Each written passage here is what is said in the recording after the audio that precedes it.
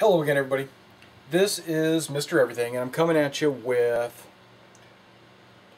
how to construct paper terrain for your Dropzone Commander games. Now, I just want to give you a little bit of heads up.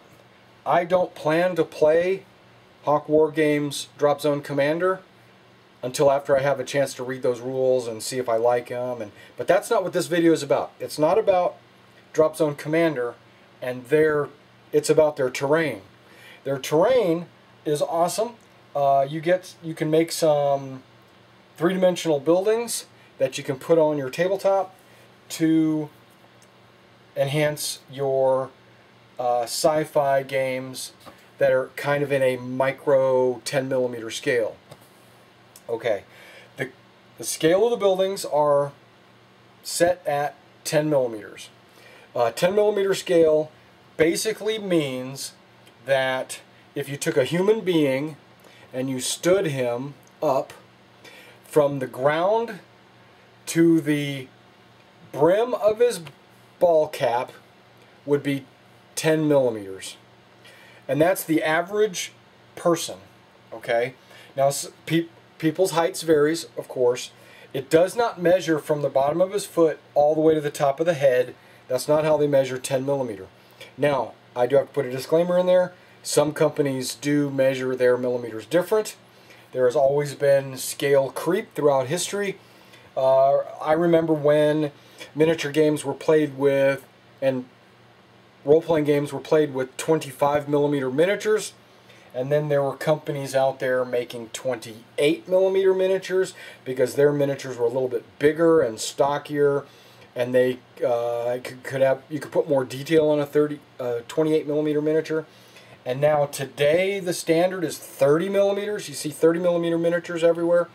28mm is still hanging around in the historical miniature wargaming community, but you'll see 30mm is your standard fantasy figure nowadays. It's gotten kind of a little bit larger now. Even the 15mm miniatures, I know that when I used to get Old Glory 15s, they were closer to 18mm, and then I got some minifigs 15s, and they were closer to 12mm, so there was a big disparity in size when I tried to mix the two units, mix the two sizes in different units and things like that.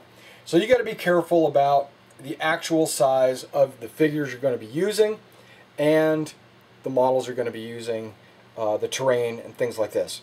Now, I've done some research, I've looked around, and I found that Dropzone Commander is 10mm. I'm building this terrain for my Robotech RPG Tactics game. The Robotech RPG Tactics game is not out yet, so I'm relying on information that I found on the Kickstarter site, Ninja Division, Palladium, the web, everywhere else. I've tried to figure it out.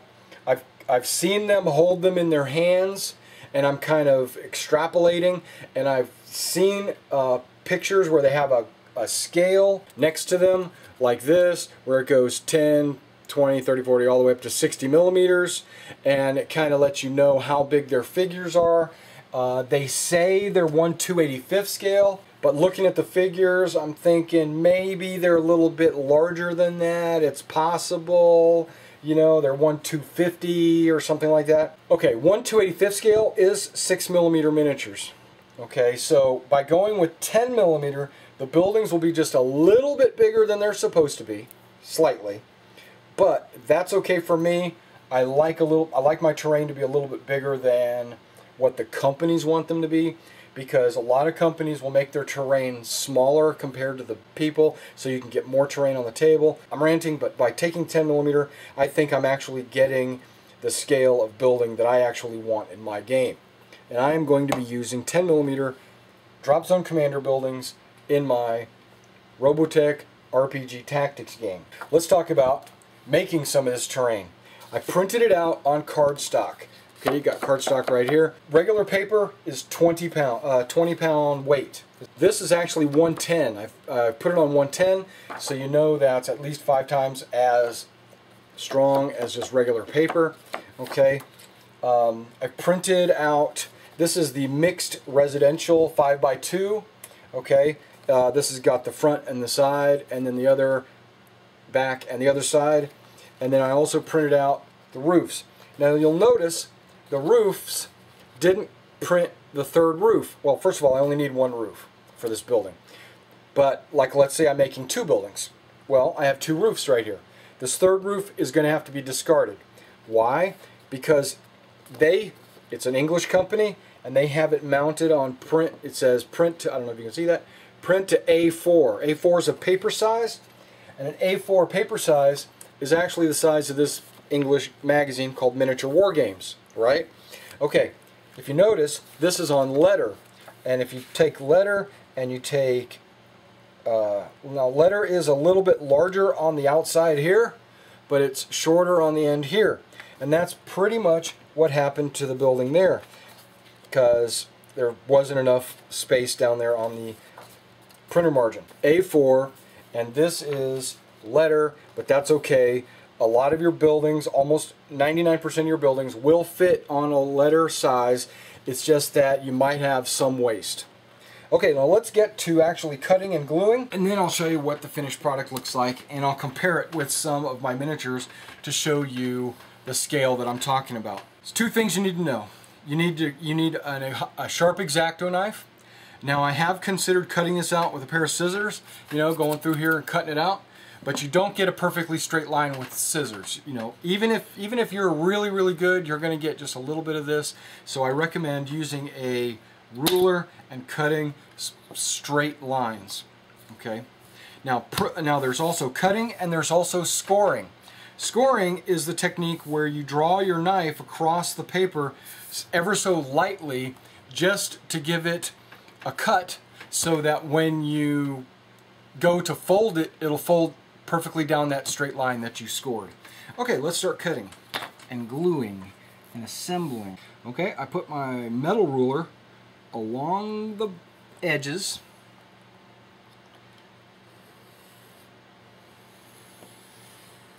and I cut. Remember, you have to cut. What I do is I cut all the pieces out, and then I just assemble them afterwards. It makes it easier for me to remember where I'm at in the steps, how far along I've gotten, and things like that.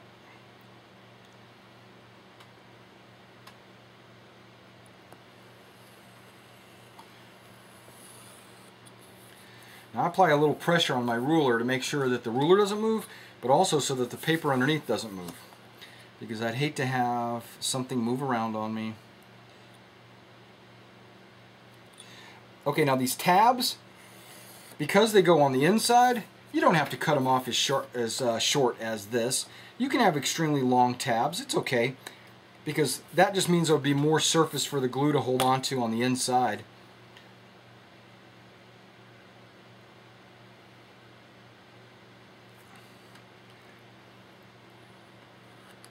Okay, what I'm going to do is I'm going to draw my blade across this and kind of just score it, because this is a fold line. There you go. But this white piece here has to be cut off.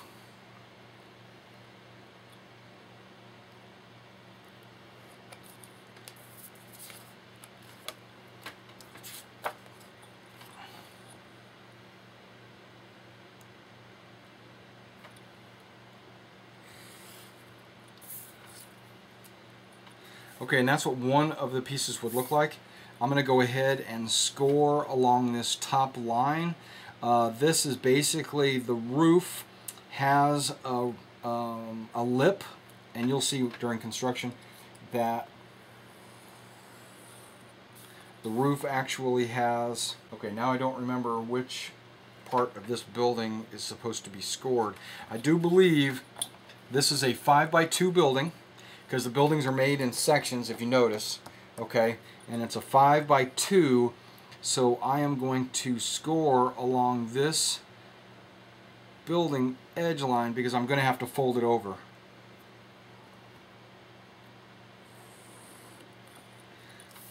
Okay, everything's scored that needs to be scored, moving it off.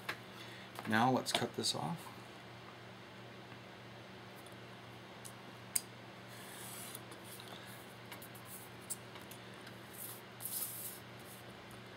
And like I said, this tab doesn't have to be cut at all. You can leave it as a huge white tab. It doesn't matter. It's going on the inside. Save you a little cutting. I'm going to score the whole thing. There you go. But I am going to cut this little piece off right here.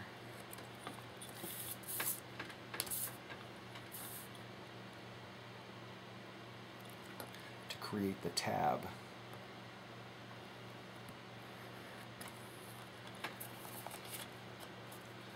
Okay, notice this right here where I've got that little extra white piece for the tab, but that's okay because it's going to be on the inside.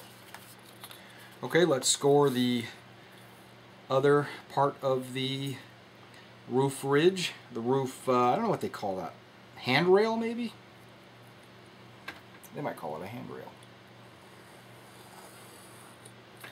And then the building that will have to get folded.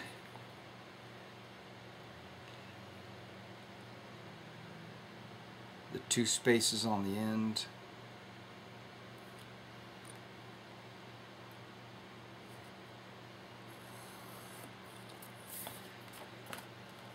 Perfect. Okay, now on the handrail, I am going to actually separate the roof so that when I fold it over, I can fold it again. There, that's actually a cut through.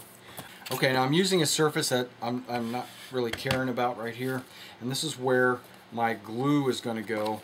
It's going to go right along this edge.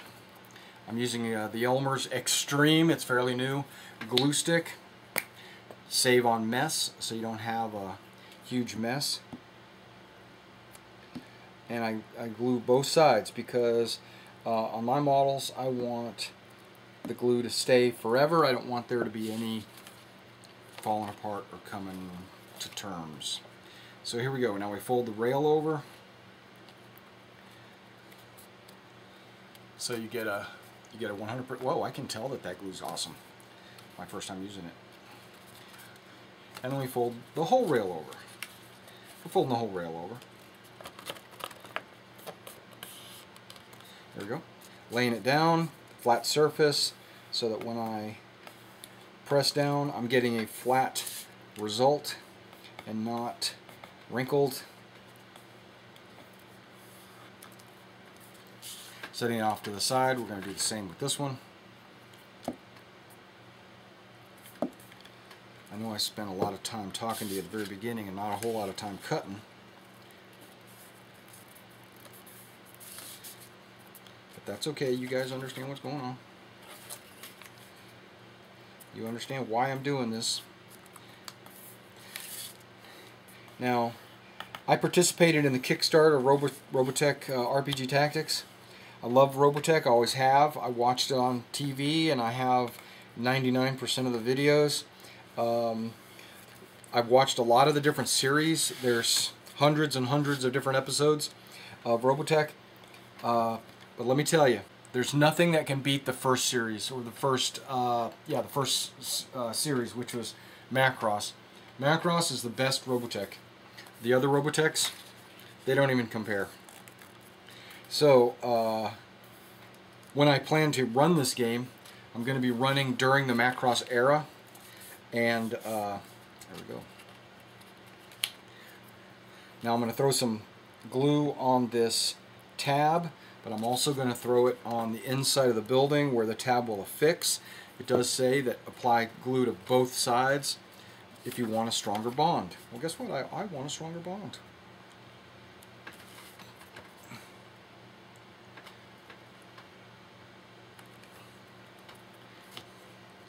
Okay, looking at the outside's looking good. I'm squeezing with my fingers. I'm laying it down so that, again, we get a straight, flat surface to affix it to. You can already see it coming together, right? Okay, you can see it starting to happen.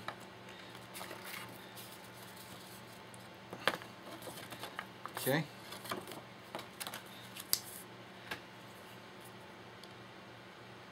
Now this is a smaller tab because I cut off all the white stuff. And then the inside. Remember, it's a smaller tab. Might as well go all the way to the bottom. Yep.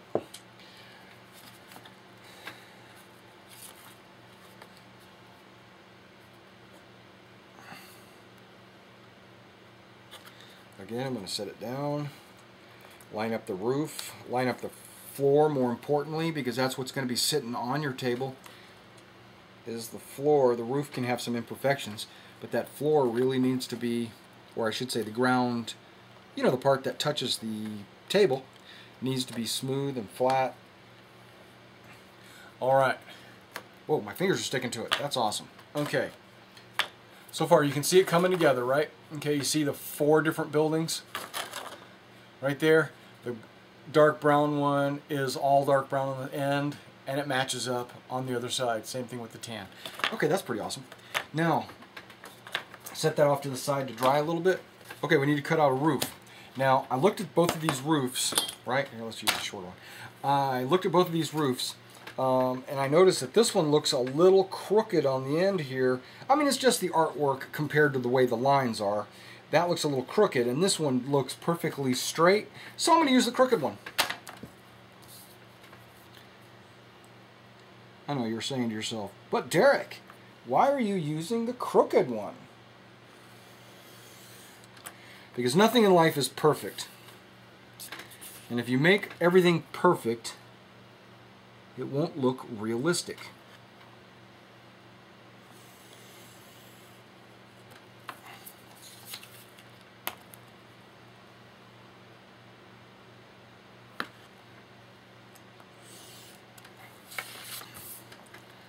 Cut off the corners.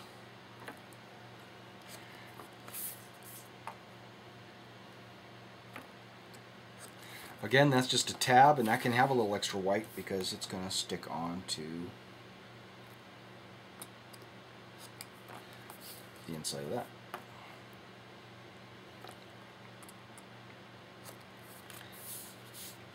Alright, now let's score these edges. Score is just a light cut, doesn't go all the way through the paper.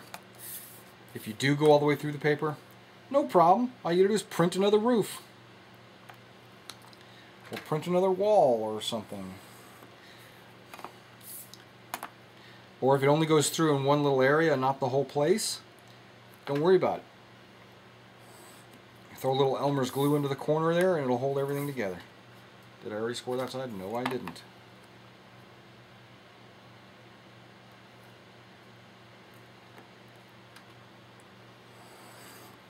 Okay, everything's cut and scored. Before I got on camera, I went ahead and cut a couple of these. This is foam board. You can get this at any, I bought this at a grocery store actually, but you can get it at any hobby place. You can get it anywhere where they sell poster board usually. This is foam core. It's basically 2 pieces of poster board with a styrofoam in the middle. This is very sturdy, rigid stuff, extremely hard. And what I normally do is I put it on the bottom inside the building to give it stability on the inside. But before I do that, what I'm going to do is I'm going to put it on the roof also. So that roof will have some serious, because if I just glue it in like this, you're going to have a little bit of that bowing action when you put heavier models on there. So what I do is I use foam core on the roof and the floor. Okay, so now when I scored this, I'm going to bend this down. Normally this would just glue inside like this, and that's all you actually have to have, because once it dries and the building is nice and tight, you're not going to get a whole lot of that paper movement. But I want to eliminate all the paper movement. That's just all that is. Okay, and then this should fit right on the inside of all those folds, right? It looks like it does. So what I'm going to do now is drop a little Elmer's glue, which you can use Elmer's glue or you can use the glue stick. It's actually white PVA glue. It's not even Elmer's, it's off-brand. Office Works. Let's put that in there.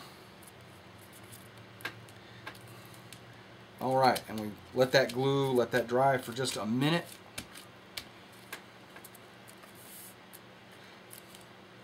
Okay, now when I put the roof in, I put it in from the bottom down, and then I line it up with the inside ridge line. I said ridge line, but it's really the handrail. There we go. All right, here we go. Glue stick. Glue stick on all 4 sides. Hopefully you can see that. All 4 sides.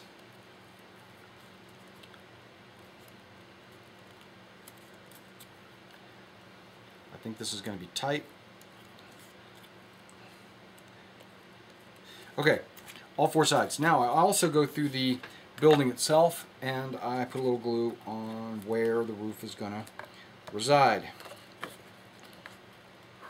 Like I said, that's gluing both sides. Okay, gotta get a little bit more glue out, no problem. Glue, glue, glue, glue, glue, glue, glue. Perfect. Okay, setting the glue off to the side and getting that roof ready to drop it on in there. Now this can be bent if you want to kind of get your model roof in there, line it up, bend it down. It's not going to be perfect, don't get me wrong. Luckily the glue dries clear, so it doesn't matter where you really get glue, it's all going to dry clear. It'll also reinforce whatever area the glue is on, because, you know, it dries a little rigid, a little more rigid than just without it. Okay, so I lined it up on this side. I lined it up on this side mostly. Okay, using my finger to pinch it, to push it. Okay, and then I lined it up on this side. Yeah, that looks really good. And I lined it up somewhat on this side. Okay, let's push it out right in the middle a little bit. There we go.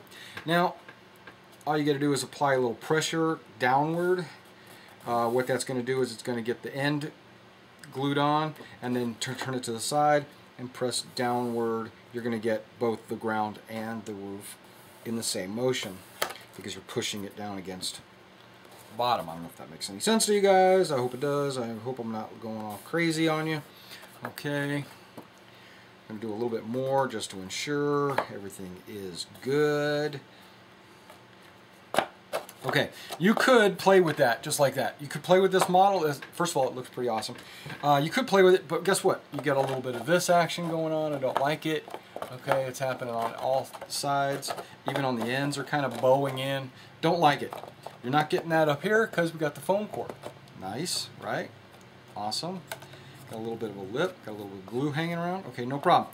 Now, let's go ahead and do the same with the other one. Now, because there's no floor, all I do is apply the glue directly to the foam core. Okay, glue goes straight onto the foam core.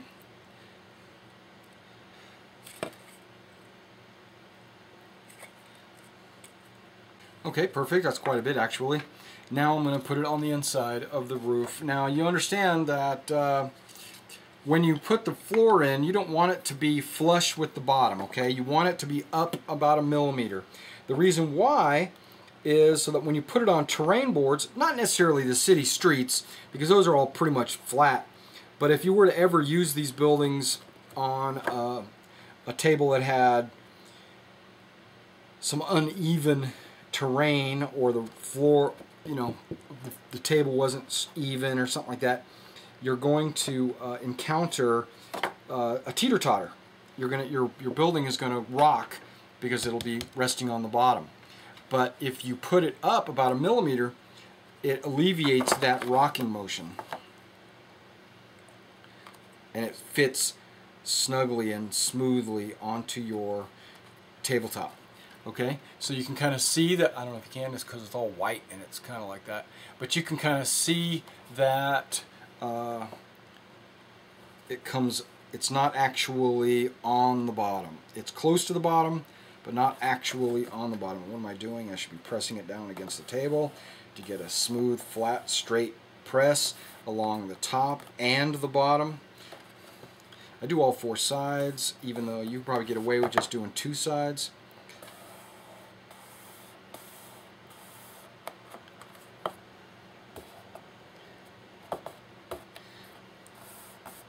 Okay, and so it'll still sit on the table perfectly, and if you notice, it sits pretty steady now, and there's not a whole lot of this action going on the side. You see it? I don't see it, right? It's because you got a foam core frame there, and it's preventing this wall from kicking in. Okay, that is a residential 2x5 building. That's what they look like. This is just printed out on my inkjet printer, 600 dots per inch or whatever it's called, and that's what it looks like. Now, if you want to enhance it even more, and I always do, I get out a black Sharpie marker, and you notice how these edges that you've scored, they're all white. Well, guess what? Those white edges kind of stand out like a sore thumb.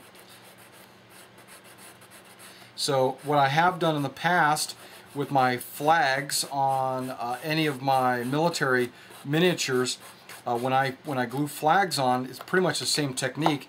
I take black and I hit the edges that were glued together. In this case, it would be the ones that are folded across so that you can't see the white doesn't shine or stick out as badly.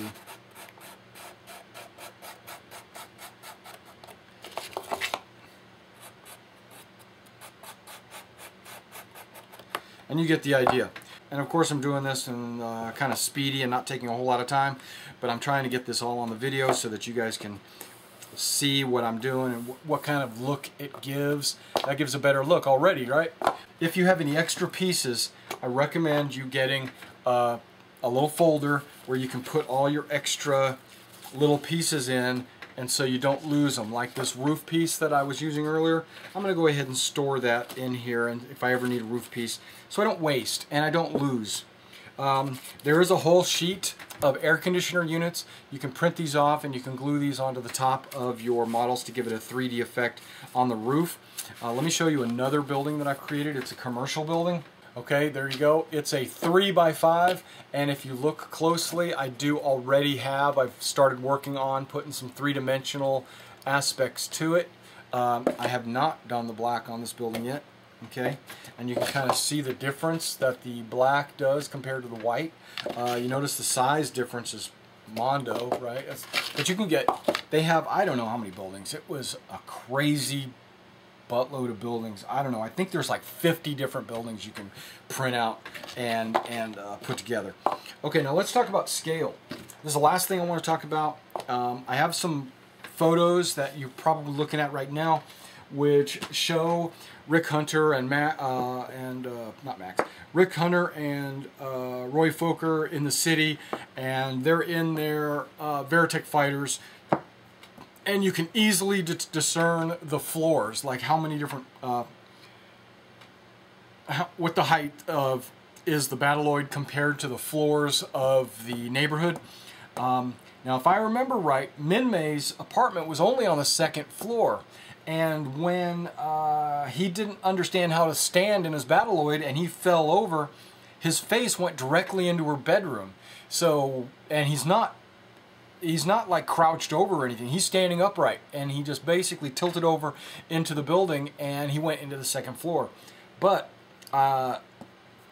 looking at some of these other pictures, it looks like he's probably about 4 stories tall. Okay, now this right here is a 4-story building, but the ground floor is double height. Okay, I don't know if you can see that. The ground floor is double height, so technically this is a 5-story building. You've got the 1, 2, and then 3, 4, 5.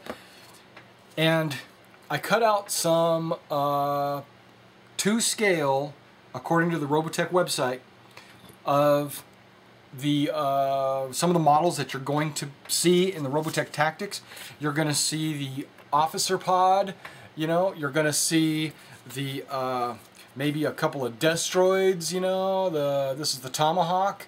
I know a lot of you think it's the Warhammer, but it's the Tomahawk. And then you've got the a Battleoid and a Battle Pod. And this is 60 millimeters right there. Now, if you sit it next to the buildings, right, it's kind of giving you an idea of the scale of how tall these guys are compared to the 10 millimeter buildings that you get with. Okay, the officer pod is probably a little taller, but there you go.